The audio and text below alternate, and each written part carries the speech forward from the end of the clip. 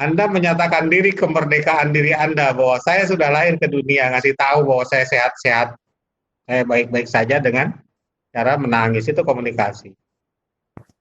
Besar sedikit, Anda sudah mulai menginginkan sesuatu, kalau lapar Anda nangis, itu komunikasi. Memberikan kode-kode kepada orang tua kita bahwa kita minta makan, pengen tidur, kadang-kadang ngasih tahu bahwa kita sedang sedang buang, sedang pipis. Nah, itu komunikasi. Terus sampai sekarang ada yang masih sekolah, ada yang sudah kuliah, ada yang kuliahnya sudah S2, S3, STLR. Banyak sekali nih, ada beberapa kawan yang di kampus saya nih, ada Kang Abil. Masih saja belajar komunikasi, buat apa? Hari-hari emang enggak kan gitu. Itu pertanyaan nyentil sebetulnya.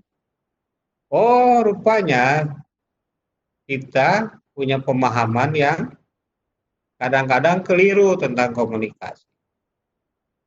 Kenapa saya bilang keliru? Karena komunikasi seringkali diterjemahkan secara sederhana sebagai berbicara dengan orang lain. Ya, kita dianggap sedang berkomunikasi ketika kita berbicara dengan orang lain. Padahal, coba sekarang Anda kepalkan tangan Anda, coba kepalkan tangan semuanya, ya.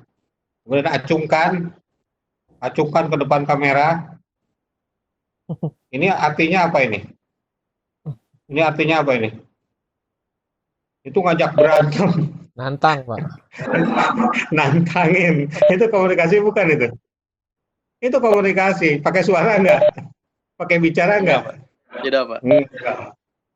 Enggak. Itu komunikasi. Atau siapa yang masih pacaran malam mingguan? Anda datang, apel atau diapelin, kemudian Anda diam saja, mulutnya dijahit, mingkem aja sambil cemberut. Itu artinya apa? Anda lagi nggak suka diapelin atau lagi nggak suka ngapel. Itu komunikasi. Karena Anda tidak bicara. Ketika Anda tidak bicara, Anda ingin menyampaikan sesuatu, itu juga komunikasi. Apa namanya? Ada teori-teorinya. Ada yang namanya postur, ada yang namanya gestur. Ya, teori mungkin bisa dilihat lah ya di YouTube, di mana-mana ada. Saya cuma mau sharing tentang kenapa Anda butuh komunikasi. Saya akan bagikan sedikit file. Gimana caranya ini? Oke. Sharing. Sebentar.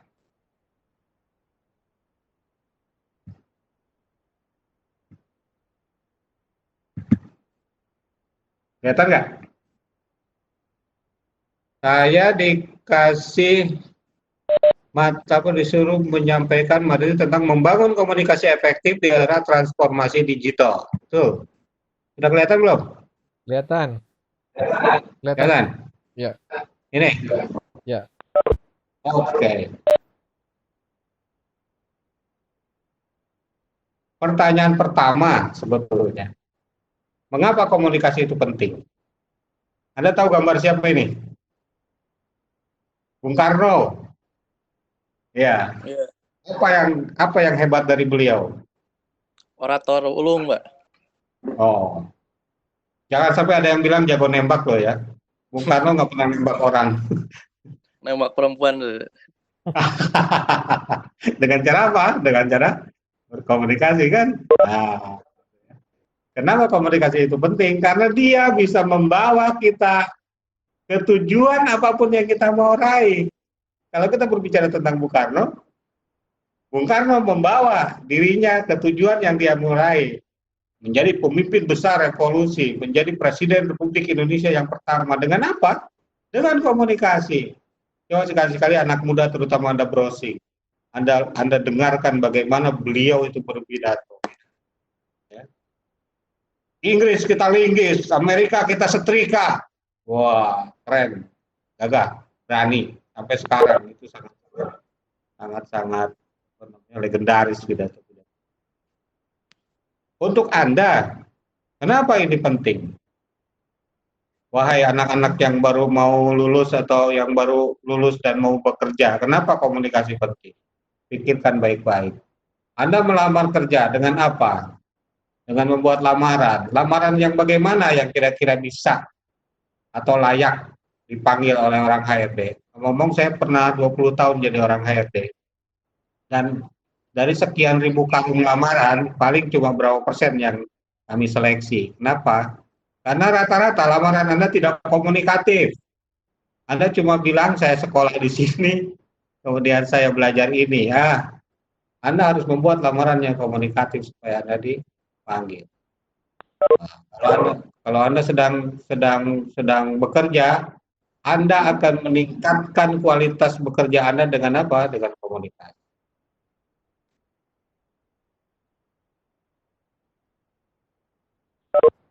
Oke. Kemudian kita lanjutkan sedikit. Pak Riki, gimana majuinnya? Oh, gitu. Kalau gitu, komunikasi itu disebut efektif kalau apa? Gitu ya. Ada berapa langkah, ada berapa cara. Satu, yang pasti komunikasi kita yang paling utama adalah kalau kita berbicara dan mendengar. Ini juga masalah. Kenapa? Karena manusia itu lebih sering suka bicara daripada suka mendengar. Padahal Tuhan sudah mengkodratkan kita untuk punya 2 telinga dan 1 mulut. Artinya ngomongnya harus separohnya dari dengar. Mendengar harus 2 kali lipat dari bicara. Kita sukanya bicara. Kayak saya ini harusnya mendengar ini, tapi karena dipaksa untuk bicara, ya apa boleh buat saya bicara. Bicara efektif. Kemudian kalau kita bawa ke dunia digital, selain berbicara dan mendengar, kita juga dituntut untuk menulis atau membuat konten yang efektif. Kontennya apa? Terserah Anda boleh berkreasi. Mau diupload di mana? Nanti medianya banyak, Anda tinggal pilih. Inilah sebuah proses komunikasi yang efektif. Bagaimana caranya? Nanti satu langkah kita akan pelajari ya. Saya mau cerita sedikit dulu tentang bagaimana dulu berkomunikasi dan sekarang berkomunikasi. Ini kawan-kawan yang sudah agak pra milenial atau kolonial pernah tahu yang namanya surat. Anak-anak baru ini mungkin sudah tidak tahu lagi apa itu surat. Kalau Anda pacaran, kan, kangen sama pacar, itu Anda nulis surat. Ya, Anda nulis surat, nulisnya sehari semalam sambil begadang, gitu kan.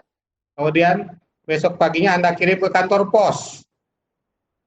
Ya, kalau duit Anda cukup, Anda kirim pakai perangko kilat, 1 hari sampai. Kalau Anda cukup miskin, Anda punya perangko biasa.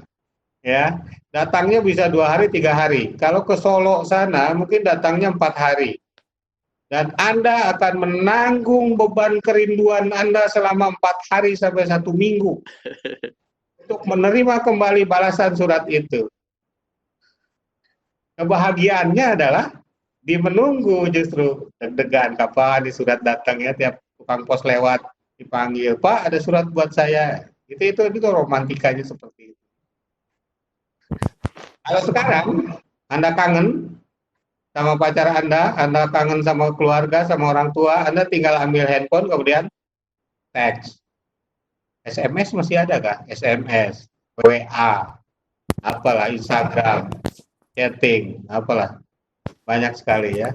Tapi kemudian tidak ada romantisme di situ, ya.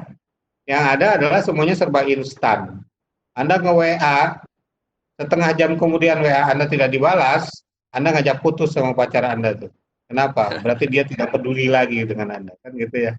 Setengah jam saja loh. Orang sekarang memang buru-burunya luar biasa. Tapi itulah teknologi. Makanya kita harus antisipasi. Ya.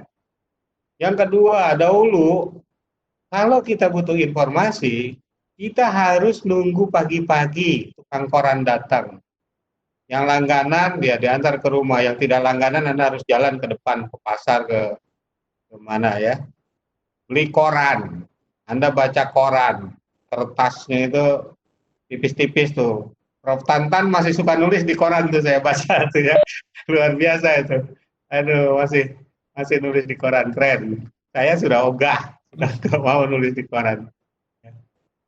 Baca koran, apalagi kalau Anda langganannya korannya koran mingguan. Anda harus bersabar sampai hari Sabtu baru korannya datang. Berita itu sedemikian sulitnya kita dapat. Sekarang Anda butuh informasi, Anda browsing internet. Pertanyaannya, bagaimana Anda bisa memilah informasi yang Anda cari di internet? Di situ banyak informasi penting, bermanfaat, tapi juga banyak sampah. Anda tahu hoax ya, sampah. Bagaimana Anda cara memilah informasi? Karena apa? Karena itu tadi, digitalisasi ini memaksa kita untuk cepat, tapi juga beresiko. Apalagi Anda yang jarinya agak jahil nih, mudah sekali share. Ada positifnya, tapi juga ada resiko. Mudah sekali forward, melanjutkan berita-berita yang belum tentu benar kan gitu. Itu jadi Anda harus berhati-hati. Itu juga komunikasi Anda dengan orang lain. Hati-hati. Bisa joke, saya bisa melakukan banyak. Tapi di sini orangnya aja seperti apa saya nggak tahu. Ini agak sedikit masalah buat saya yang orang lama ini ya. Nah, tapi anyway, saya berusaha untuk menyesuaikan diri lah karena saya dipaksa juga oleh Mas Dul untuk teknologi. Memadukan sebuah proses, ada teks, ada ngomong, ada apa. Kemudian juga ada tantangan lain. Anda harus mengedit itu, memilah-milah mana yang layak ditampilkan, mana yang tidak. Dari segi bahasa, dari segi gambar, nah, itu bukan pekerjaan yang gampang. Tapi ketika itu menjadi sebuah hasil yang oke, yang positif, Anda upload di channel YouTube misalnya, Anda setelah itu tiba-tiba punya banyak teman, tiba-tiba punya banyak subscriber, tiba-tiba punya banyak penonton yang melihat video Anda, dan itu sesuatu yang oke juga ternyata gitu. Itu sesuatu yang asik. Multimedianya nanti Mas Dul yang mungkin akan lebih banyak sharing contoh ya, ada tadi permintaan misalnya contoh simulasi sekalian segala macam bagaimana cara dan lain sebagainya.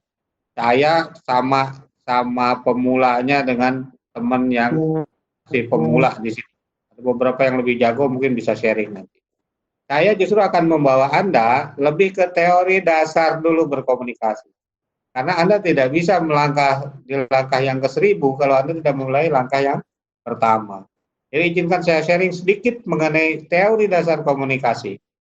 Supaya Anda setidaknya punya sedikit bekal pemahaman bahwa bagaimana seharusnya Anda berkomunikasi. Oke.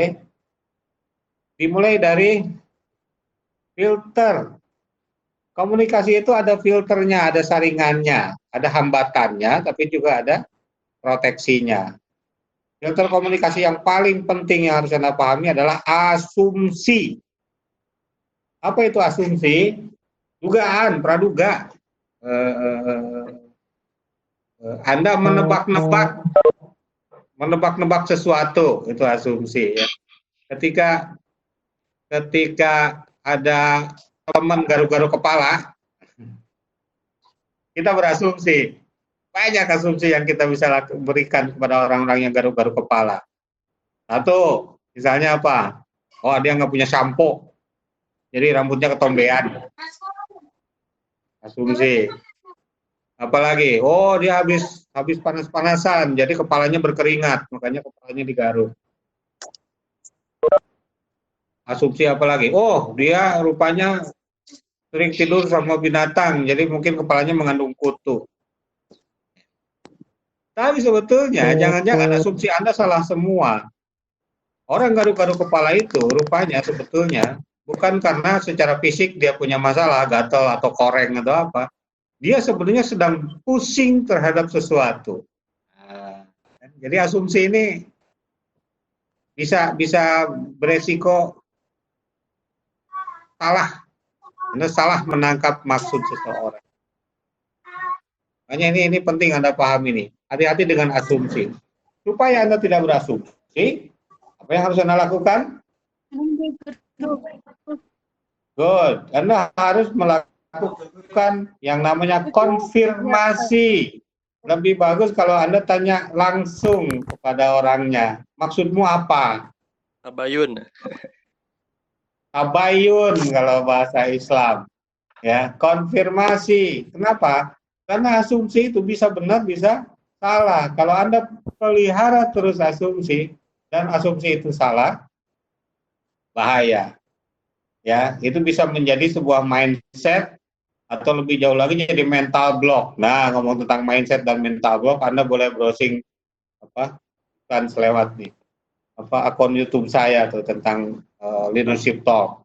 Ya, nanti Mas Dul mungkin bisa sharing linknya ke. Yang kedua, yang menghambat atau yang menjadi filter komunikasi itu apa? Budaya. Hati-hati dengan budaya. Ini saya orang Sunda. Di sini mungkin ada kawan dari Sumatera Utara sana, Batak. Kemudian ada kawan yang dari Karanganyar, dari Solo. Itu beda semua, ya. Nah, resiko beda itu bisa menimbulkan asumsi lagi, bahaya lagi. Stres lagi nanti. Yang paling mudah saya selalu bercerita tentang orang Jawa ketemu dengan orang Sunda di kos-kosan, ya. Satu pagi gitu ya, orang Jawa sedang ada di toilet nongkrong, kelamaan nih temen yang Sunda ini udah nggak sabar mau mandi gitu, gedor-gedor kan itu toiletnya. Kemudian si orang Sunda ini ngomong, mas atos gitu. Dari dalam si orang Jawa teriak, mencret. Karena atos versi Sunda artinya sudah, atos versi orang Jawa artinya keras gitu ya, padahal dia lagi mencret.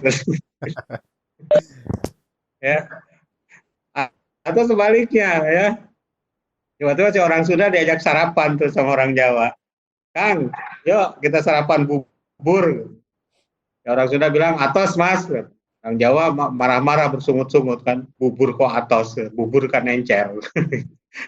itu budaya itu bisa jadi masalah, bahasa bisa jadi masalah. Hati-hati kalau Anda berkomunikasi, filter-filter itu harus Anda singkirkan atau harus Anda cernakan dengan sangat sensitif, dengan sangat hati-hati. Dengan cara apa? Ingat, dengan cara konfirmasi. Apa yang Anda maksudkan dengan ini, dengan itu? Supaya apa? Supaya pesan Anda sampai, atau supaya pesan komunikator sampai ke Anda. Kira-kira gitu ya. Apalagi yang menjadi filter? Konteks relasi. Apa itu konteks relasi? Seberapa dekat Anda dengan kawan bicara Anda, itu konteks relasi. Ya, Anda harus pahami dulu itu.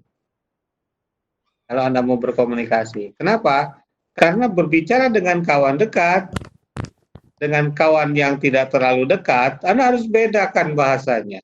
Anda berbicara dengan pimpinan, kalau Anda punya pimpinan di perusahaan, atau berbicara dengan sesama, atau berbicara dengan bawahan, bedakan bahasanya. Karena kalau Anda samakan, wah bahaya.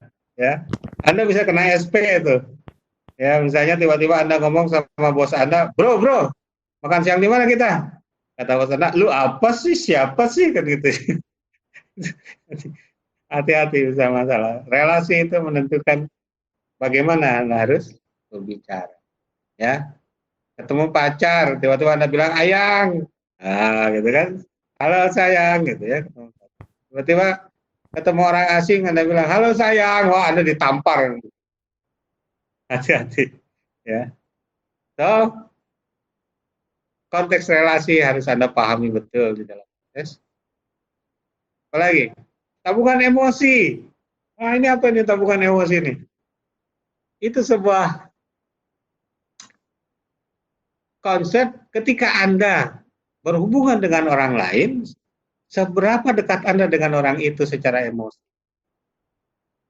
Kalau tabungan emosi Anda positif, mungkin Anda mau kritik, Anda mau hujat, Anda mau maki-maki, orang itu akan, oke, saya mengerti dia orang baik, Saya mengerti dia maksudnya baik ke saya, jadi walaupun saya dimarahin, dimaki-maki, saya masih bisa terima. Karena tabungan Anda positif. Tapi kalau tabungan Anda negatif, Anda sudah dianggap menyebalkan oleh orang itu, tiba-tiba Anda ngomong dengan orang itu, mungkin ngomongnya bahasa Anda bahasa yang sopan, yang baik, tetap saja mereka atau kawan bicara Anda akan bilang, ah ini pasti ada maunya. So, ketika kita berbicara dengan orang lain, cek tabungan emosi Anda dengan dia seberapa positif atau seberapa negatif. So, seharusnya bagaimana supaya ngomong kita enak? Ya, nabung emosi yang positif yang banyak. Biasakan Anda berbaik-baik dengan orang lain, berlaku ramah, bersikap sopan, hal-hal yang positif, jujur, dan lain sebagainya. Kalau tabungan emosi Anda baik, Anda kepleset pun dalam berkomunikasi, misalnya salah berucap atau mengatakan kata-kata yang Anda tidak sadar bahwa itu kasar, mungkin Anda akan dimaafkan. Banyak-banyaklah menabung emosi, ya, supaya komunikasi Anda oke. Nah, ketika Anda berkomunikasi dalam artian berbicara dengan orang lain, ada level-level yang Anda bisa pahami dari perspektif mendengarkan, ya. Kalau teman Anda berbicara atau Anda berbicara ke teman Anda, ini kan relasi ya, hubungan, jadi ada pemberi pesan, ada penerima pesan. Level terburuk dari berkomunikasi itu ketika Anda cuek. Hati-hati. Cuek itu apa sih? Ya, abai, tidak mendengarkan atau mendengar. Kalau istilah orang tua, keluar dari telinga kanan, masuk telinga kanan, keluar telinga kiri. Kalau saya agak bersyukur kalau masuk telinga kanan, keluar telinga kiri. Karena mungkin ada yang nyangkut di tengah. Bahayanya adalah ketika kita berbicara, kawan bicara kita itu benar-benar tidak mendengar sama sekali, jadi masuk telinga kanan, keluar telinga kanan kayak mental. Ya, itu level paling gawat dari sebuah proses komunikasi. Kemudian ada yang level yang lebih naik sedikit, namanya pura-pura mendengar atau pura-pura paham. Nah, ini biasanya anak-anak sekolah nih kelakuan. Baik, anak-anak sekolah insaf lah, ya. Pura-pura nyimak guru berbicara, pura-pura nyimak, pura-pura mendengarkan. Ketika corona ini kemudian sekolah di rumah ya online, apalagi itu pura-puranya lebih banyak lagi itu. Pura-pura paham, ya bu, biar cepet-cepet bisa stop kan gitu belajarnya. Hati-hati. Anda sepertinya paham, seperti menyimak, mendengarkan, sebetulnya Anda pura-pura saja. Kenapa pura-pura itu bisa terjadi? Karena sebenarnya Anda tidak suka. Karena sebetulnya Anda tidak mau berkomunikasi atau ada hal-hal lain atau Anda sedang sibuk melakukan hal-hal yang lain. Jadi saran saya adalah kalau cuek ya pasti harus dihilangkan. Tapi kalau pura-pura cek dulu alasan Anda berpura-pura apa. Kalau Anda sedang sibuk, lebih baik Anda sampaikan kepada kawan bicara Anda atau kepada orang yang berbicara kepada Anda, maaf bisa dilanjut lain kali, saya sedang sibuk atau saya ada pekerjaan lain atau saya ada urusan lain. Itu lebih oke gitu ya daripada pura-pura mendengarkan pada Anda. Atau di level berikutnya Anda pilih-pilih. Anda hanya mau mendengar ucapan atau kata-kata yang menurut Anda baik-baik saja. Atau Anda hanya mau mendengar kata-kata dari si A dan si B, tidak mau dari si C dan si D. Pilih-pilih ya. Saya hanya mau belajar dari guru Anu karena dia orangnya gini. Saya tidak mau mendengar pelajaran dari guru Anu karena orangnya begini. Pilih-pilih. Ya. Boleh enggak sih Anda pilih-pilih? Di level tertentu, terserah Anda punya pilihan. Ya kan? Saya mau memilih materi ini, dibanding yang ini, ya silahkan. Tapi Anda mungkin harus kuliah dulu. Dan kuliahnya tidak di Indonesia kalau Anda mau benar-benar totally liberal memilih materi kuliah. Anda harus kuliahnya di Amerika, di Australia gitu. Yang benar-benar semua materi Anda bisa tentukan sesuai suka-suka Anda. Di sini kadang-kadang Anda tidak punya pilihan. Yang paling disarankan ketika Anda berkomunikasi, atau ketika mendengarkan adalah Anda bersikap atentif. Atentif itu apa sih? Dari kata apa sih? Dari kata attention. Apa itu? Menyimak, mendengarkan dengan baik, ya, merespons komunikasi orang-orang. Tapi ada level yang paling tinggi dari sebuah proses komunikasi, itu namanya empati. Tidak hanya sekedar menyimak dan mendengarkan, tapi juga memberikan rasa empati. Empati itu apa ya? Turut merasakan apa yang disampaikan oleh kawan bicara kita. Saya selalu bilang kawan bicara ya. Kenapa? Karena sebagian besar orang, ahli bahasa bahkan mengatakannya sebagai lawan bicara. Resiko psikologisnya apa kalau kita ngomong tentang lawan bicara? Ini intermezzo sedikit. Anda menganggap bahwa orang yang berbicara dengan Anda adalah lawan Anda. Itulah kenapa orang-orang kita ini seringkali mengakhiri pembicaraan itu dengan betul dengan permusuhan, berantem. Kenapa? Karena mereka lawan bicara, harus kita kalahkan. Gitu ya. Makanya saya mengajak teman-teman untuk mengubah, bukan merubah, mengubah paradigma apa namanya partner bicara itu sebagai kawan bicara, bukan lawan bicara. Supaya apa? Supaya Anda mudah atentif dan mudah berempati. Nah, bagaimana caranya supaya menjadi pendengar yang efektif? Ada. Ya, ketika Anda sedang berjalan, ya, kemudian di perusahaan, di sekolah, di mana ini kan umum ya, ada yang sekolah, ada yang berhenti. Kalau Pak, Anda berhenti. Jangan tapi sambil jalan. Berhenti. Ya, sorry. Jangan memikirkan diri sendiri. Berhenti. Simak. Dengarkan. Gitu. Kemudian apa lagi?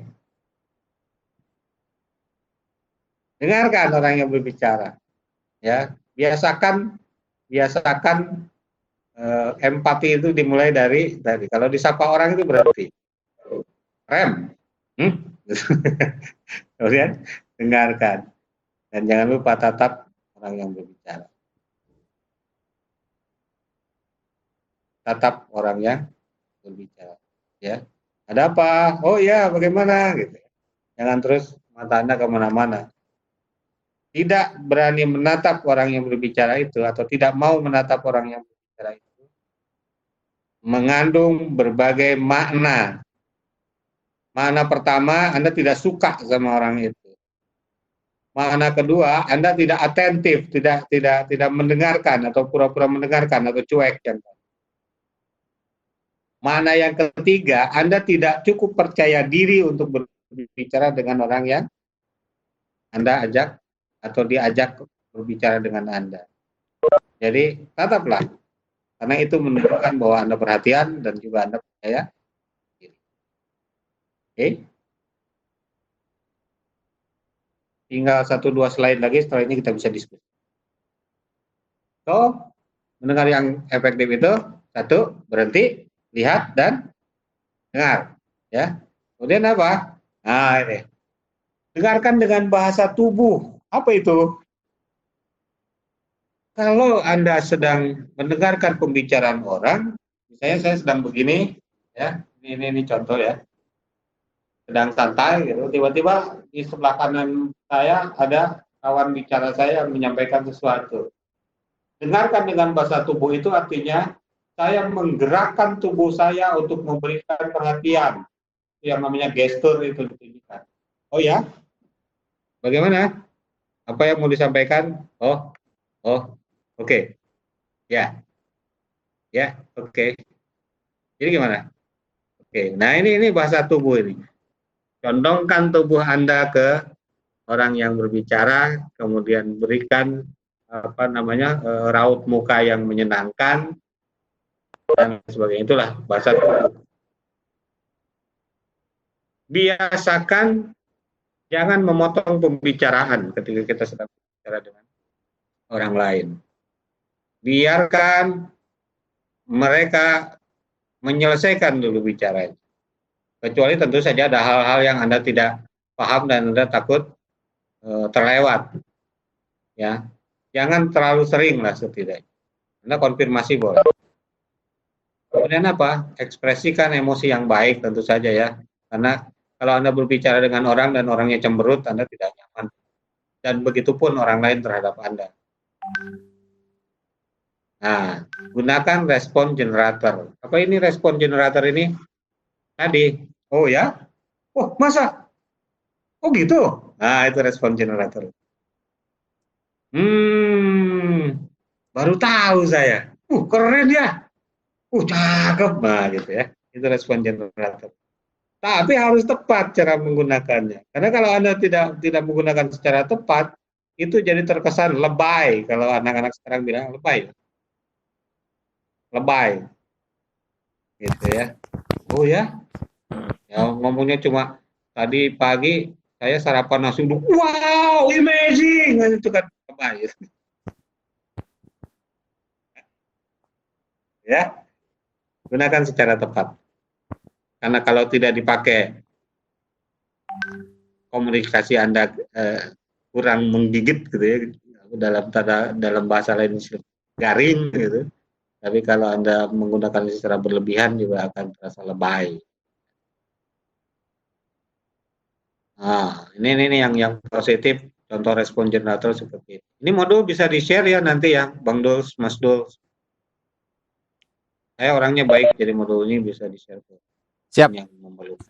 Ya, Pak. Jadi nanti modul linknya akan kita kirimkan via chat di konferensi ini, Pak.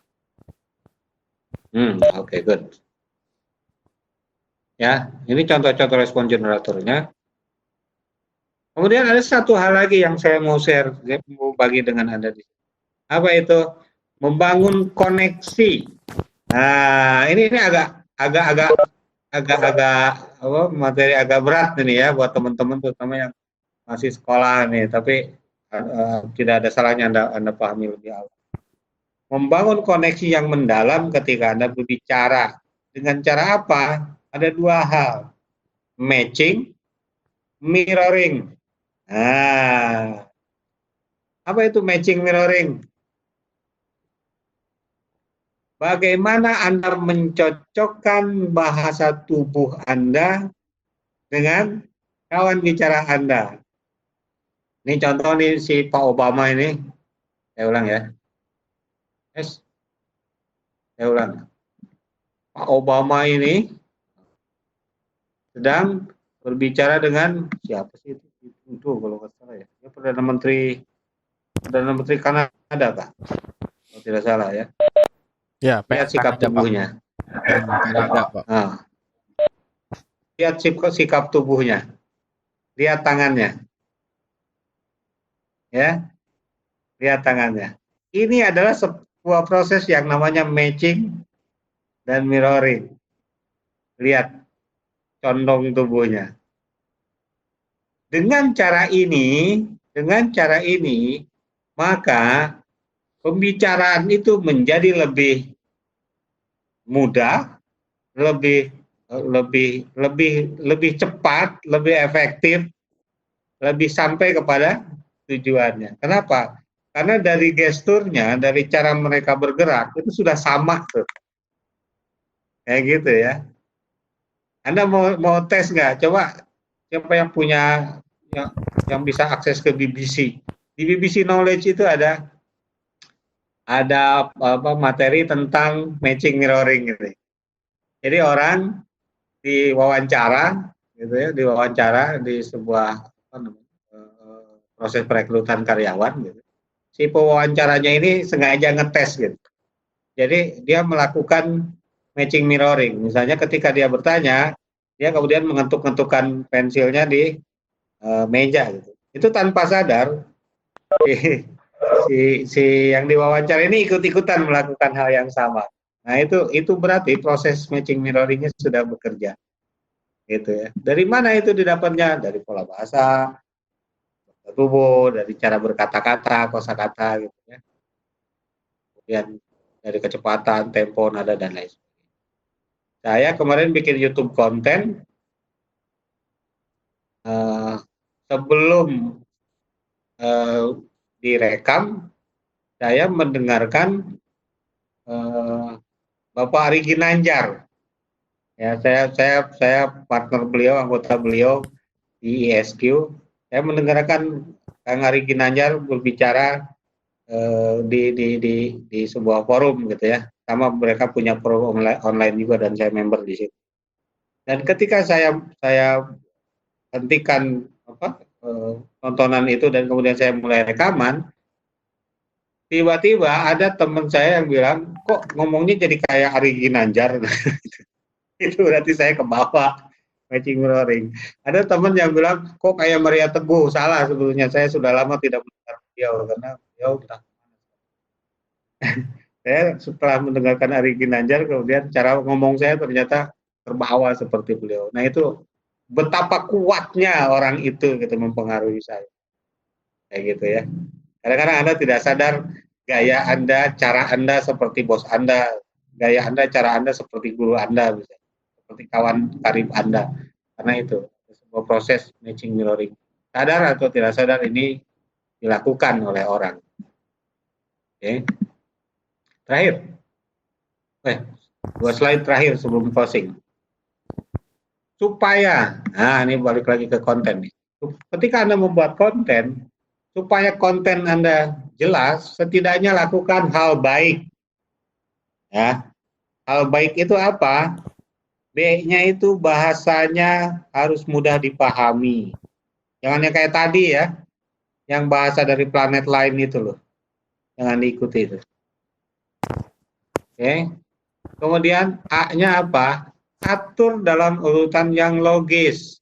Makanya kalau berbicara seperti ini, misalnya kita buat slide presentasi, slide PowerPoint, supaya apa? Supaya urutannya jadi logis. Kadang-kadang lompat, oke, tapi setelah itu kembali ke laptop, gitu ya. Kayak tukul kan, kemana-mana, lari kemana, tapi kemudian dia diarahkan untuk kembali ke laptop. Itu sebetulnya bahasa sutradara. Jangan ngawur terlalu jauh, kembali ke laptop. Ini kembali ke materi utama. I-nya apa? Ilustrasikan, gambarkan, uraikan. Nah, di multimedia seperti YouTube itu, ilustrasi itu bisa tidak terbatas. Banyak sekali hal yang bisa Anda lakukan. Anda bisa bikin grafik, Anda bisa bikin video live, gambaran orang-orang misalnya. Kemudian Anda bisa bikin uraian-uraian. Dan K-nya jangan lupa kesimpulan atas isi konten. Setidaknya ini yang bisa saya bagi ke Anda. Ketika membuat konten setidaknya ada 4 poin. Bahasa mudah dipahami, atur dalam urutan yang logis, kemudian ilustrasikan, gambarkan atau uraikan, dan berikan kesimpulan. Oke. Nah, ini benar-benar terakhir. Bukti ilustrasi bisa macam-macam, ya, bisa macam-macam. Demonstrasi, bukan demonstrasi yang bawa spanduk di jalan, tapi itu juga oke, demonstrasi. Tapi demonstrasi itu artinya menunjukkan caranya, gitu ya. Teman-teman yang suka masak, misalnya daripada ngomong cara memasak rendang, bahan-bahan, ambil 1 kilo daging, wah susah, mendingan juga ini cara masaknya. Anda kasih videonya, nih dagingnya seperti ini, jumlahnya sekian dan lain sebagainya, itu lebih mudah. Atau memberikan contoh atau cerita seperti tadi saya bercerita tentang perbedaan budaya misalnya, dengan cerita-cerita orang Jawa ketemu orang Sunda, nah, kayak gitu ya. Lebih bagus kalau Anda punya fakta supaya Anda tidak termakan hoax, tidak termakan gibah. Nah, setiap kali Anda berbicara, tunjukkan fakta atau testimoni. Nah, ini endorse, ini testimoni, ini endorse ya. Tapi banyak sekali sekarang endorse itu bukan testimoni, tapi sekedar dibayar untuk menjual produk. Jadi kelihatan tidak apa ya, nggak greget gitu ya. Yo makan kue yo buatan Bu Yarsi gitu. Kuenya enak gitu kan, browniesnya mantap padahal ngembang gitu. Jadi bolu bukan brownies. Contoh ya. Jadi testimoni itu harusnya disampaikan betul-betul ketika Anda paham tentang sesuatu dan Anda mau sampaikan itu kepada orang.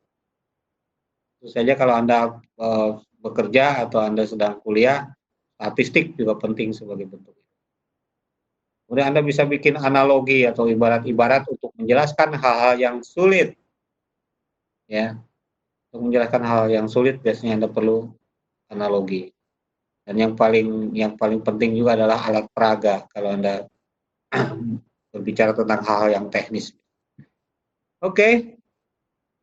So, siapkah Anda menjadi komunikator di era digital? Siap, Coach. Apa yang harus Anda kuasai? Bagaimana caranya? Apa target-targetnya? Anda buat tulisan, Anda pikirkan baik-baik apa yang harus Anda kuasai, tentu saja teknis-teknis dan lain sebagainya. Bagaimana caranya Anda memulai, bagaimana target-target Anda. Kira-kira itu yang bisa saya sampaikan. Mas Do, selamat berkomunikasi dengan canggih, dengan keren di media digital ini. Ya. Saya kembalikan dulu ke moderator. Silakan kalau mau diskusi. Siap. Wah, luar biasa. Presentasi yang luar biasa sekali dari Coach Henry Mulyana sore ini tentang bagaimana berkomunikasi secara efektif di era transformasi digital. Baik, sambil nunggu teman-teman yang ingin bertanya, mungkin saya ingin tanya dulu nih Coach. Nanti ada Kang Abil yang mau nanya nih. Kang Abil nanti saya akan persilahkan. Cuman ini mau tanya pendapat dari Coach Henry. Kan di era digital ini tadi seperti Coach Henry bilang, waktu untuk berkomunikasi itu bisa dilakukan dengan cepat ya. Kalau dulu kita berkirim surat itu ada waktu lama. Kalau sekarang kan ada flat terus ada SMS. SMS itu juga kan kita nggak tahu orang itu udah baca atau belum gitu kan. Nah sekarang ada yang platform yang namanya chatting gitu. Anak-anak muda ini katanya nih menurut penelitian nih Coach ya, ini juga jadi lebih baperan nih, apalagi generasi Z. Kenapa lebih baperan? Karena itu tadi teknologi yang menciptakan keadaan seperti itu gitu. Contohnya kalau WhatsApp nggak dibales, wah luar biasa tuh keselnya. Terus kita komunikasi kan keseringan via teks nih. Dan kalau via teks ini kan kita nggak bisa ngelihat ekspresinya nih Coach nih. Nah ini gimana nih? Yang pertama ingin saya tanya pendapatnya. Apakah benar teknologi ini mempengaruhi psikologis orang atau setiap generasi untuk berkomunikasi? Karena contoh tadi, WhatsApp, BBM dulu, karena sudah tahu sudah dibaca atau belum, ketika tahu belum dibaca, maka kita akan mudah baper nih, kaitannya dengan tabungan emosi tadi, gitu Coach mungkin. Langsung ya, kecepatan sebuah proses itu selalu akan dialami oleh kita di era yang sekarang ini. Karena itu kemudian ada resiko. Resiko pertama adalah tadi filternya bocor. Filternya bocor. Anda mengolah informasi itu tidak cukup matang untuk kemudian Anda serap sebagai informasi atau sebagai berita baik. Atau justru lebih bahaya lagi, Anda belum menyerap itu, belum mengkonfirmasi itu, belum mengecek keabsahan berita itu, kemudian Anda sudah forward. Atau jadilah hoax, jadilah Anda bikin kejahatan berjamaah, ya, menyebar berita palsu, berita bohong, atau berita yang bikin resah. Yang kedua, karena sebuah kecepatan proses itu, kemudian menimbulkan apa? Menimbulkan ketidaksabaran terhadap aspek psikologis Anda sendiri gitu. Kalau dulu macam saya, macam Prof. Tantan mungkin mengalami situasi tadi bikin surat, berkirim gitu kan, kita bisa bersabar sampai 1 minggu loh dapat jawaban atas pertanyaan, apakah Anda cinta dengan saya atau apakah kamu rindu dengan saya, bahasanya bahasa dulu ya, rindu gitu. Sekarang ini enggak gitu. Ketika Anda kirim teks gitu, WA, setengah jam nggak dibalas saja Anda sudah bercuriga, wah jangan-jangan dia lagi ngapain nih sama orang lain. Itu membuat kita jadi nggak sabaran, memang resikonya. So, apa yang harus kita lakukan? Ya, pertebal kesabaran kita satu. Yang kedua, konfirmasi itu kunci itu. Saya ulang lagi, konfirmasi. Ketika kita misalnya kirim teks dan kemudian tidak dibalas, konfirmasi secepatnya. Kok nggak dibalas? Di ranah kerja, kadang-kadang kita juga terlalu percaya dengan teknologi dan ini resikonya besar. Misalnya apa? Misalnya kita kirim email. Ketika kita berkirim email ke pimpinan, misalnya laporan tentang pekerjaan, bos, pekerjaan sudah dikerjakan, hasilnya seperti ini datanya. Dan kemudian kita berasumsi lagi bahwa bos kita itu langsung baca. Jadi sudah selesai pekerjaan kita tuh. Ya, kalau kita sudah kirim email, bos itu tugas kita itu sepertinya sudah selesai. Nah, besok pagi bosnya marah-marah. Mana laporan kamu kok nggak disampaikan? Kan saya sudah email, bos. Mana saya belum baca kok. Kenapa kamu nggak kasih tahu? Nah, yang salah siapa? Ingat aturan. Aturan di kantor itu cuma 2 pasal. Pasal pertama, bos tidak pernah salah. Pasal yang kedua, kalau bos salah, lihat pasal pertama. Itu aturannya. So, jadi apa yang harus kita lakukan sebagai bawahan?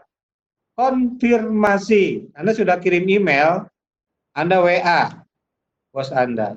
Bos, laporan sudah saya kirim lewat email, silakan dibaca. Ternyata WA Anda sudah setengah jam, nggak di-read juga sama si bos nih. Anda telepon. Nah, itu konfirmasi. Ya, memang resiko di zaman serba cepat ini adalah orang jadi nggak sabaran. Nah, itu resiko yang harus kita. Ini Prof. Tantan lebih paham nih masalah kecenderungan sosial kayaknya ini. Bagaimana orang itu menjadi sedemikian tidak sabarannya? Anda pesan ini ya, pesan apa namanya?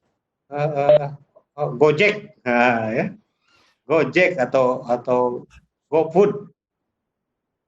Di benak Anda, ini harusnya sudah datang nih, nggak datang. Kemudian Anda dengan mudahnya bilang cancel, padahal makanannya itu sudah dibeli sama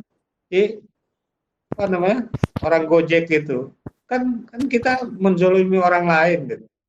Konfirmasi, Mas sudah dibeli belum? Sudah sampai mana?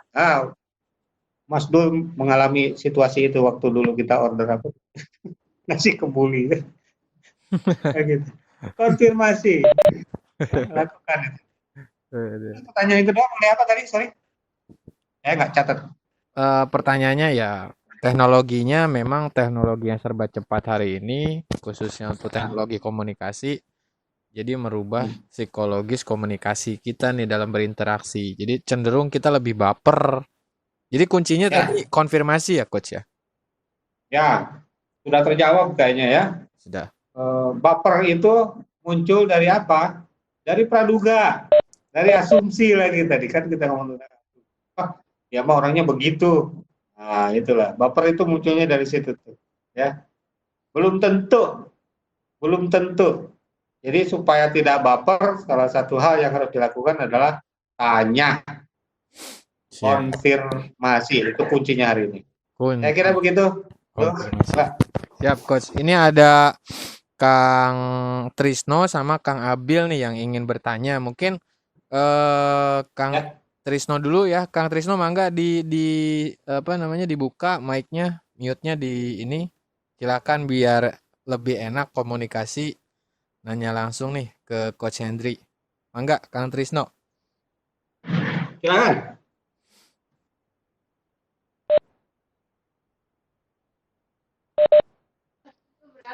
Waduh, Enggak, Kang Trisno. jadi.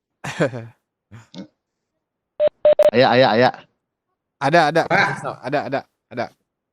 Ah, Wah, ini mah master komunikasi ini. terima kasih. Monggo. Izin nanya, Coach. Ya. Kadang kan, aduh ilmu baru nih, kawan bicara. Saya seumur-umur lawan bicara baru denger nih kawan bicara. Ya, Nah, gimana nih tipsnya kalau misalkan kita berkomunikasi dengan kondisi kawan bicara kita, karakternya misalkan seperti Najwa Shihab gitu. Dia kan dominasi banget, terus intimidatif gitu. Jadi biasanya sih kalau seperti itu, kita ditanya apa, informasi yang keluar juga kadang gak objektif gitu. Nah, gimana tipsnya nih? Seperti itu. Itu aja. Assalamualaikum warahmatullahi wabarakatuh. baik, Waalaikumsalam. Kang Trisno ya. Ya. Nih, apakah Anda orang yang saya kenal atau kawan baru nih? Sepertinya Coach Hendrik kenal nih kayaknya nih. Ketemu di mana kita? Oke. Saya nggak bisa lihat wajahnya. Nanti sesi terakhir kita buka topengnya semua, kita nyalain Oke. webcamnya, Coach. Nah. Nah, ini ada keluar nih. Good. Gini, pertama kita berbicara tentang sesuatu yang ideal, tentu saja ketika kita berbicara satu sama lain, ya kita harus sama-sama paham dulu metodologinya, cara berbicara yang baik dan lain sebagainya ya. Tapi ini dunia, bro, kan gitu ya kalau bahasa zaman sekarang, bukan surga.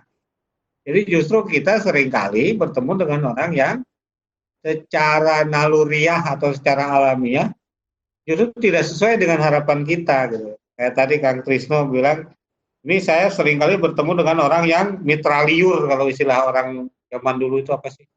Suka nembak gitu kan, gitu. Ngabisin kesabaran kita gitu ya. Kalau bertanya, menyerang, mendesak, memojokkan kita dan lain sebagainya. Terus gimana caranya supaya kita tidak merasa terdesak? Ya santai aja. Langkah pertama adalah cek yang butuh informasi itu siapa? Anda atau kawan bicara Anda? Kalau dia yang nanya tentu saja dia dong. Ya kan? Ya kan? So, bagaimana kita? Nah, gitu. Pakailah prinsip bantal atau guling. Gimana maksudnya prinsip bantal atau guling? Bantal kalau kita pukul, dia ngelawan nggak? Enggak, dia absorb istilahnya, menyerap energi. Kalau dalam silat, dalam ilmu bela diri itu, Anda jangan bermain dengan karate atau dengan full body contact gitu, tarung derajat gitu, jangan. Bermainlah dengan tai chi atau wushu gitu. Jadi manfaatkan serangan lawan itu dengan cara menyerap tenaga mereka. Caranya bagaimana dalam pengertian komunikasi? Ya kita bilang, sebentar, Anda yang butuh informasi dari saya, izinkan saya menjelaskan. Biarkan dia yang menahan diri untuk tidak nyecer gitu. Loh, dia yang butuh informasi kok. Kalau saya dicecer, saya pernah mengalami situasi saya dicecer wartawan ketika perusahaan tempat saya bekerja, karyawannya keracunan. Nah, ini ada beberapa teman yang satu perusahaan nih, masa lalu ya, tahun berapa itu? 2005 kah? Saya masih ingat situasinya. Saya dicecer wartawan supaya menjelaskan bagaimana kejadiannya, berapa ratus orang yang jadi korban, ada yang meninggal atau tidak, dan lain sebagainya. Dan waktu itu, saya satu-satunya pimpinan yang ada di lokasi. Jadi mulai dari telepon, orang datang gitu, dan lain sebagainya. Perusahaannya lumayan besar, karyawannya sampai 10.000 gitu. Apa yang saya lakukan? Ya saya main silat, main wushu gitu. Begitu mereka nyecer, Pak, gini, sebentar, Anda butuh informasi seperti apa, saya akan jelaskan kan gitu. Bersabar, intinya sih bersabar saja. Nah sekarang kalau Najwa Shihab gimana? Ya kan kemarin nyecer Pak Jokowi dan Pak Jokowinya kelihatan tidak suka gitu kan, tidak suka dengan cara ya karakter dia begitu gitu. Yang salah siapa? Pak Jokowi. Kenapa dia terbawa gitu? Jangan terbawa, harus orang yang nanya, harusnya itu yang mengendalikan. Itu loh kan kira-kira. Eh, kita harus menjadi pengendali bumi, air dan angin gitu. Jangan terbawa kan gitu. Memang butuh butuh waktu, butuh latihan, butuh effort yang besar. Effort apa? Daya upaya apa? Sabar. Nggak ada lain. Sabar. Kenapa? Orang menyebalkan ada di mana-mana kok. Jadi ya oke, kalau begitu menjadi seperti mereka atau kita menjadi berbeda dengan sabar. Kira-kira itu jawabannya, agak terlalu panjang lebar, tapi ini adalah kita yang harus menjadi pengendali, bukan kita yang kendalikan. Kira-kira gitu. Saya kembalikan, ada yang masih mau dikonfirmasi, silakan. Gimana Kang Trisno? Kayaknya cukup kalau belajar ilmu sabar kayaknya 2 sesi lagi sama Coach Henry. Siap. Siap. Boleh kapan-kapan kita inilah, japrian aja japrian. Siap, Kang. Ada diskusi panjang. Enggak. Siap. Hatur nuhun Kang Trisno. Ini baru kelihatan nih wajahnya nih. Apa kabar? Saya kenal beliau. Di sini juga ada Kang Abil. Kang Abil nih Pak Coach yang ingin nanya nih Coach nih. Kang Abil dibuka mic-nya Kang Abil. Bagi rekan-rekan yang ingin bertanya silahkan chat dulu, nanti saya persilahkan untuk nanya ke Pak Henry, Coach Henry. Maaf, Kang Abil. Pak Coach Henry punten ya Baden Naros. Jangan nanya jurnal udah selesai atau belum ya. Jurnal saya belum dibikin. Off the record Pak, itu off the record. Oke. Mau nanya nih kan, kadang jadi situasi tertentu kadang kita sering ngeremehin tuh Pak lawan bicara kita gitu. Ya. Kadang lihat kadang kita nilai status sosialnya atau latar belakang dia, atau kadang mungkin ini mahasiswa muda, masih belum tahu apa-apa. Tapi kadang konten yang ia sampaikan, apa yang ia sampaikan kadang logis, berbobot juga gitu. Tapi ada kayak gitu, pernyataan-pernyataan gitu. Sebenarnya kan kita tahu ada pada istilah jangan lihat siapa yang berbicara, tapi perhatikan apa yang dia bicarakan terus sampaikan. Ya untuk menghargai gitu pendapat orang lain. Nah ini tanyain sendiri cara kita nyikapi gitu pandangan orang-orang yang kerap meremehkan pendapat orang karena latar belakang lawan bicaranya bagaimana itu? Itu aja mungkin. Oke. Dari perspektif kita, kalau kita bertemu dengan orang yang seperti itu, pertama kita harus prihatin karena tidak ada hal yang bisa kita lakukan selain pertama kali kita harus prihatin. Yang kedua, ya kita harus beribadah, beramal dengan cara mengingatkan. Karena kadang-kadang orang tidak paham teorinya, kita yang sudah paham ya harus mengingatkan, itu kalau si Anu ngomong tuh didengerin dong. Karena apa? Karena bahkan omong kosong pun harus kita respon dengan baik. Apalagi kalau ada kontennya, apalagi kalau ada substansi yang bisa kita manfaatkan gitu loh.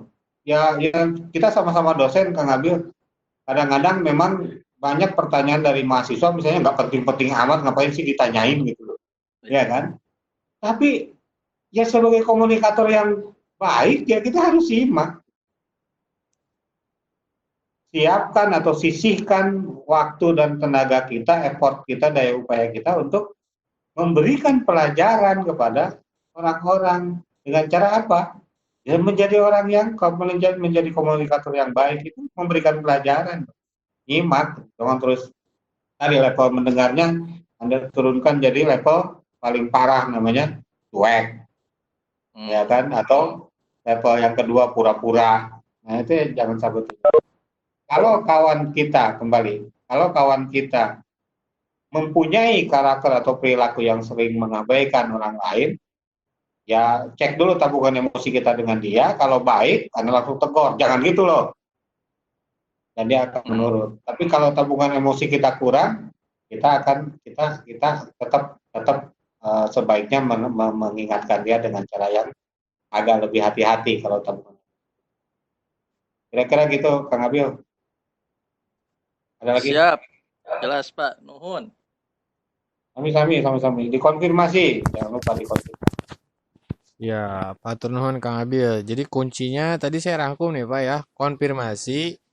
Yang kedua, sabar. Kalau dari pertanyaan pertama tadi konfirmasi, pertanyaan dari Kang Trisno sabar, sama kendalikan komunikasi. Kalau dari Kang Abil, kita harus jadi contoh ya Pak ya, kurang lebih begitu ya Coach ya.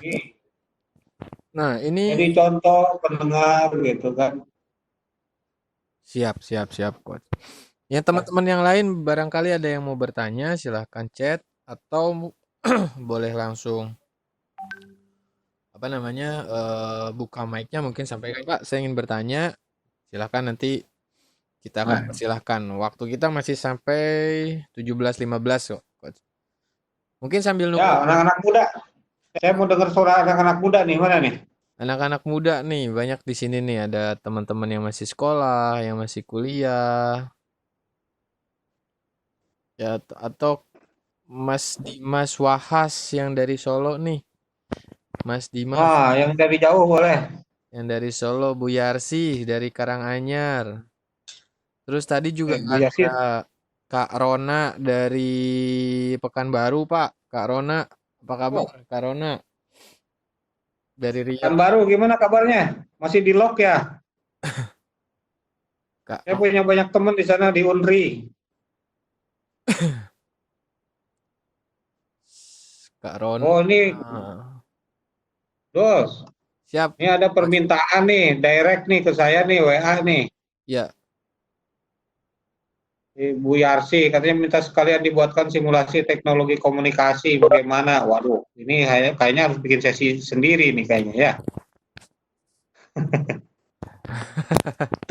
Sepertinya harus bikin. Atau mungkin ini kan kita masih sampai tanggal 8 Mei, Coach. Ada beberapa modul yang kita sifatnya workshop komunikasi. Dan ini kita nanti kita jadwalin lagi nih Coach Hendry nih, khusus untuk memperdalam terkait komunikasi nih Coach. Boleh. Ini simulasi teknologinya ini loh yang diminta sama beliau nih. Kan sebagai pelayan yang baik kita harus.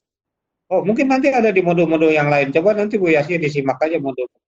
Kalau di akhir sesi nanti masih belum ketemu juga, kita kayaknya harus japri atau harus berkunjung ke Karanganyar. Iya. Mudah-mudahan bisa terlaksana ya Coach ya. Oh, ada. Amin. Siap. Dari Nur Fadilah, silahkan Nur Fadilah, kenalan dulu nih sama Coach Hendry, sama teman-teman semua. Nur Fadilah dari mana? Sekarang lagi sekolah atau kuliah atau udah kerja nih? Mangga, Nur Fadilah. Oh, silakan. Mana?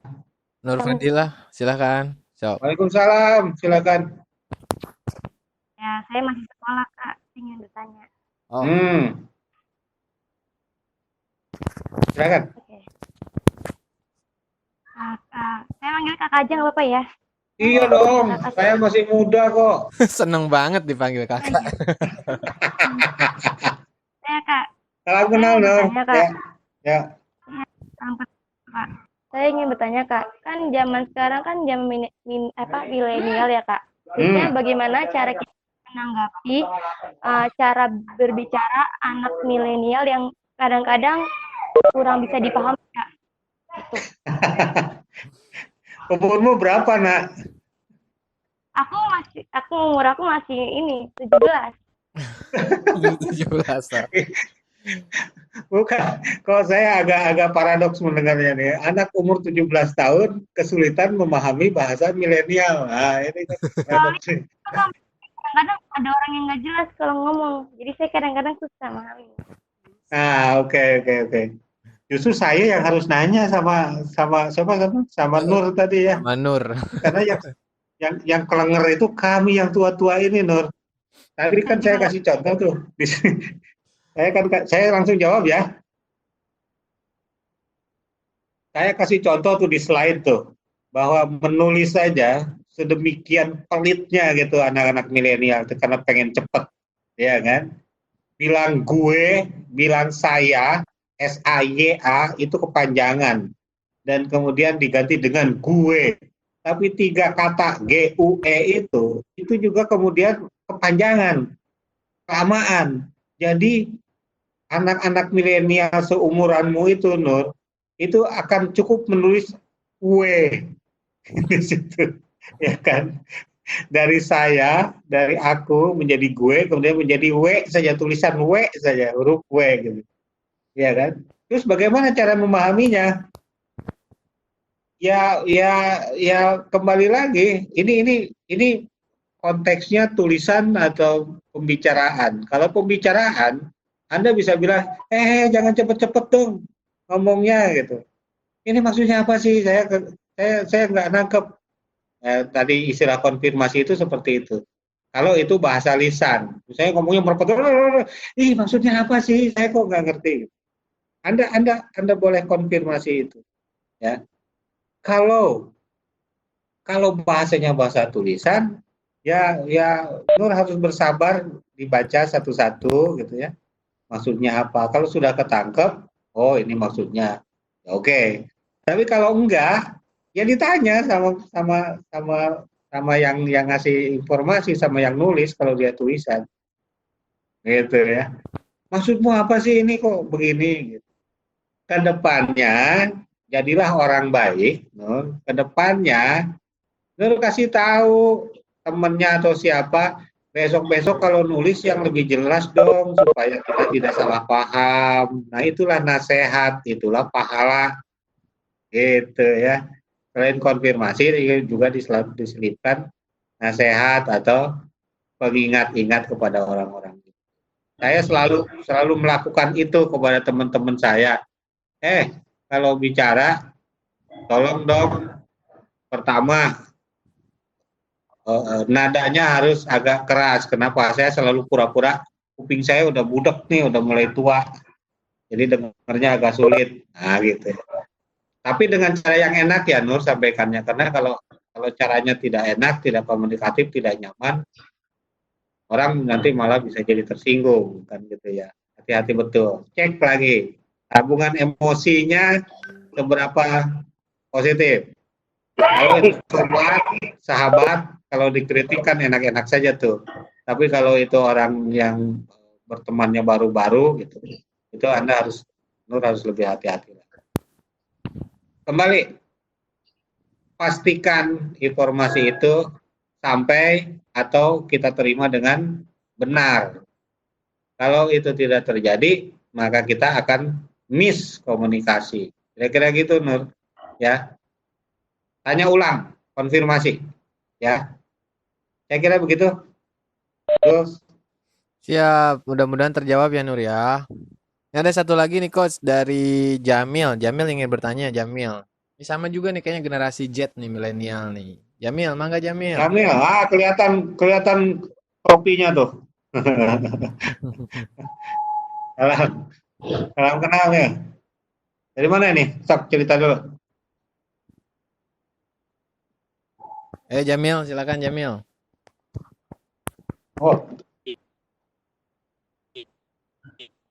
Oh, kayaknya putus-putus nih Jamil nih suaranya nih. Ya, Jamil Rizky Putra. ya Jamil. Wajahnya kelihatan. Ayo. Di SM kiri. Gimana Mil? Saya Kak. Gimana? Ada masalah di koneksi kamu nih Jamil nih. Coba kalau enggak Jamil Di teks aja, di teks. pertanyaannya lewat chat aja. Nanti Kak Dul, Bang Dus bacain. Jamil chat, nanti pertanyaannya Bang Dus bacain ya. Tanya Kak. Ayo gimana? Masalah koneksi nih. Gak kedengeran ya. Diketik aja, diketik. Jamil pertanyaannya di chat aja, nanti Bang Dus bacain ya.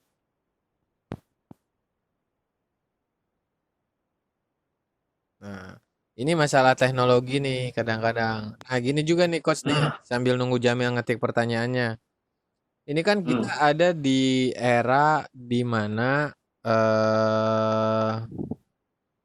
ada kondisi di mana ada pandemi ya coach ya, pandemi COVID-19 ini lah ya, corona lah ya. Ini kan merubah Yap. budaya, merubah culture, merubah kebiasaan kita nih. Termasuk seolah-olah kita ini dipaksa bertransformasi secara digital jauh lebih cepat ini coach nih. Ya. Nah, tapi pada akhirnya komunikasi-komunikasi yang via teknologi atau platform digital ini banyak kendala. Termasuk nanti yang mau ditanyain sama Kak Yarsih nih, coach nih. Kan kita kalau komunikasi lewat teks atau lewat apa namanya via call itu kan kita nggak bisa ngelihat ekspresi. Ada nggak tips dan triksnya kita bisa ngelihat untuk kita bisa membedakan ekspresinya orang ini baik atau gimana, atau ekspresinya lagi marah. Kan kalau orang lagi marah kita ketemu langsung komunikasi kelihatan tuh coach. Ini kalau lagi ngechat WhatsApp kan boro-boro, kita nggak tahu. Gitu, kita nggak tahu nih. Ada tips dan triksnya nggak nih? Oke. Nih sebentar sebelum dijawab coach, satu lagi pertanyaan dari Jamil, saya wakilin. Nah, menurut Coach Henry atau Kak Henry, waduh, berasumsi komunikasi itu salah nggak Kak? Katanya begitu. Nah, mungkin jawab Jamil dulu kali Coach ya. Nanti mungkin Bu Yarsi. Salah nggak? Kalau berasumsi salah nggak? Nggak salah ya. Nggak salah. Karena gini, informasi itu landasannya ada dua. Satu, fakta.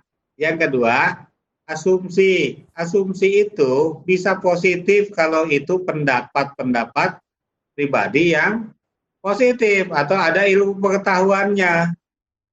Gitu loh. Ini terkait misalnya dengan bikin tugas, cara melapor ke atasan. Ya. Hal yang pertama dilakukan adalah sampaikan fakta dulu. Misalnya, Pak, tugas saya belum selesai atau belum dikerjakan. Kenapa? Karena tadi malam listrik di rumah saya mati. Sementara tugas itu sangat tergantung dengan listrik misalnya ya. Entahlah apa tugas apa, bikin apa. Anda sampaikan fakta dulu. Ya, bila perlu kasih bukti-bukti kan gitu. Setelah itu kita boleh memasukkan asumsi. Menurut pendapat saya, boleh. Gitu ya. Pak, ini saya sudah laporkan kerusakan mesin di di workshop misalnya kalau Anda bekerja ya. Faktanya adalah mesinnya meledak atau gearnya rusak atau apapun, itu faktanya. Anda masukkan asumsi, menurut pendapat saya, sebaiknya A, B, C, D. Boleh asumsi itu. Yang tidak boleh itu asumsi negatif. Bahasa agamanya kalau Anda Muslim, su'uzon. Itu nggak boleh. Ya, asumsi negatif itu nggak boleh. Dia mah orangnya begitu sih, nyebelin. Belum tentu. Kalaupun iya nyebelin, so what gitu loh, itu bukan Anda. Mau nyebelin mau enggak bukan Anda kok, santai aja. Nah, kayak gitu ya. Jadi bedakan antara asumsi yang positif, artinya Anda menyampaikan pendapat positif Anda, dengan asumsi yang negatif, suudzon, buruk sangka, pokoknya yang. Jadi boleh berasumsi, Emil, selama itu bentuknya adalah pendapat yang didasari oleh pengetahuan, ya. Jangan lupa harus ada ilmunya kalau berpendapat. Karena berpendapat tanpa ilmu membuat orang jadi sesat. Hati-hati. Oke. Itu kira-kira, Siap coach, ini masih ada yang tanya nih, ada yang mau tanya, mungkin satu pertanyaan lagi. Halo? Siap coach, ini ada yang mau nanya nih, satu pertanyaan lagi. Sama dari generasi Z juga nih, generasi Z, milenial juga. Dari Siti, silakan Siti. Siti, silakan mau bertanya. Siti. Oh. Ya, selamat sore Siti. Monggo. Izin bertanya, Kak. Ya. Yo, silakan. Mana caranya membangun karir dengan komunikasi yang baik, sedangkan bila saat presentasi merasa grogi, bagaimana kita itu di depan semua orang? Pertanyaannya bagus nih, Kalau Kak. ngomong grogi, ya, ini pertanyaan bagus nih, keren. Membangun karir itu salah satunya dengan komunikasi. Itu sudah paham ya, good. Tapi ketika mau berkomunikasi, entah itu dalam bentuk berbicara atau presentasi sesuatu, kita grogi. Pertanyaannya, groginya karena apa? Titik. Karena tidak paham, karena belum siap, atau karena apa? Semacam nih grogi nih. Ya? Liatin, Sorry, nggak kedengeran. Tolong diulang. jadi tuh kayak malu gitu kalau diliatin banyak orang. Oh, berarti lebih ke pribadi ya. Karena gini, saya bahas aja secara total ya. Grogi bisa terjadi karena berbagai hal. Hal pertama, kita menjadi grogi ketika kita tidak siap. Oke, kalau misalnya suruh presentasi, bahannya belum ada, ya pasti kita grogi. Yang kedua, grogi karena kita tidak paham. Kita suruh ngomongin A, tapi kita tidak paham A itu apa, jadi kita akan grogi. Yang ketiga, grogi karena memang pribadi kita yang grogian. Gitu ya. Karena pribadi kita yang grogian, sudah siap, sudah paham, tapi tetap saja gemeteran. Don't worry, jangan khawatir Siti. Saya sudah 27 tahun ngomong di kelas, ngajar, berbicara di depan umum. Tapi sampai hari ini, sampai tadi siang, saya suruh ngomong di forum ini, tangan saya masih keringetan Siti. Ini jujur saya ngaku ya. Jari saya itu basah kalau mau berbicara di depan umum. Itu grogi. Dan grogi itu tidak akan hilang, Siti. Ya. Anda tahu fobia, ketakutan. Fobia. Tahu ya cara nulisnya ya, fobia. Fobia yang paling besar di dunia, ketakutan yang paling besar di dunia, itu bukan takut laba-laba, bukan takut kuntilanak, bukan. 40% dari total fobia yang ada di dunia itu takut ngomong di depan umum, entah itu dalam bentuk presentasi atau dalam bentuk diskusi. Saya yakin Siti tidak seperti itu. Kenapa? Oh, buktinya berani nanya kok. Nah, ya. Jadi ini fobianya kecil, bisa diperbaiki, yakin. Caranya bagaimana Siti? Satu, persiapkan materi yang mau disampaikan. Oke, persiapkan itu, pahami, dan kemudian bahan-bahannya dibawa. Nah, kalau mau presentasi, tentu saja presentasinya harus dibuat, mau PowerPoint atau oke. Kemudian, ya satu ya, persiapan. Yang kedua, bangun hubungan yang baik tadi, emosi yang positif dengan orang-orang yang kita mau ajak, mau kita berikan presentasi. Misalnya, kalau Siti mau presentasi di depan, sudah kerja atau masih sekolah ini Siti? Sekolah, Kak. Masih sekolah. Presentasi di depan guru. Itu harus bangun emosi yang positif dengan guru itu. Gitu loh. Jadi dari awal sebelum ada tugas ada apa, Siti itu harus berbaik-baik dengan guru. Kenapa? Karena ketika ada situasi di mana Siti tidak baik dengan beliau, tidak baik dalam artian nyebelin nih guru, nih killer nih dan lain sebagainya. Tiba-tiba Siti suruh ngomong pasti gemeteran. Gitu ya. Jadi hubungan positifnya harus dibangun sejak dari awal. Ya. Yang ketiga, ini langsung live, langsung on the spot. Ketika mau menyampaikan sesuatu, ya, lakukan setidaknya 2 hal. Satu, yakinkan diri dengan cara apa? Fisik. Ya.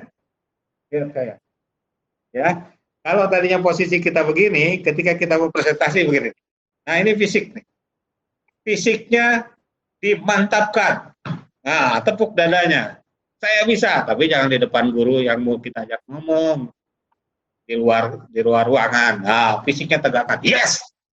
Gitu ya. Tuh, mantapkan diri. Kemudian visualisasikan sukses. Jangan gambarkan keberhasilan, jangan gambarkan gagal. Pikirnya begini, kalau berhasil saya akan dapat nilai bagus. Kalau berhasil saya akan dapat apresiasi dari guru. Gitu. Yang dibayangkan sukses. Jangan, aduh gimana ya kalau gagal ya. Aduh gimana ya kalau, nah kalau begitu malah akan gagal. Ya, 3 hal. Yakinkan diri, visualisasikan sukses, gambarkan bahwa Anda pasti bisa. Itu akan mengurangi nervousnya, tapi tidak akan menghilangkan. Jadi nikmati saja kegugupan itu, karena itu bagian yang paling asik dalam proses berbicara di depan umum. Gemeteran sedikit keren. Oke, gitu ya Siti ya. Ada lagi? Oke, luar biasa, Coach. Terus tadi ada pertanyaan selipan tuh mengenai gimana caranya memahami apa tadi ekspresi ketika bentuknya email atau apa gitu ya. Iya Coach, seperti itu dari KYRC tadi kalau nggak salah. Ini memang itu akan menjadi sesuatu yang sulit ketika komunikatornya tidak memahami netiquette. Ada etika. Komunikator itu, kita harus sama-sama ketika kita ngomong tentang komunikasi di digital platform, kita harus memahami yang namanya netiquette. Netiquette itu apa? Etika berinternet dulunya istilahnya. Contoh, 1, kalau kita mengetik huruf besar, kapital, itu artinya apa? Itu artinya kita sedang teriak. Contoh ya, contoh saja. Kalau kita mengetik huruf kapital diwarnain merah, itu artinya ngajak berantem. Oh, itu berarti kita bisa baca dari situ ya Coach ya? Betul. Cuma ya kita harus paham dan komunikatornya, orang-orangnya, kawan-kawan kitanya, kawan bicaranya juga harus paham. Gitu loh.